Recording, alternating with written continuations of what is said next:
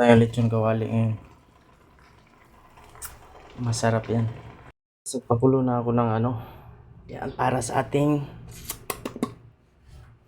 lechon kawali. Lagay natin yan. Lagay na natin kasi goods na siya.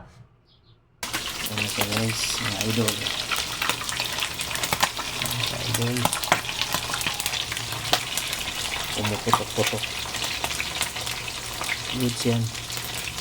Yan yung paborito ni Edsel.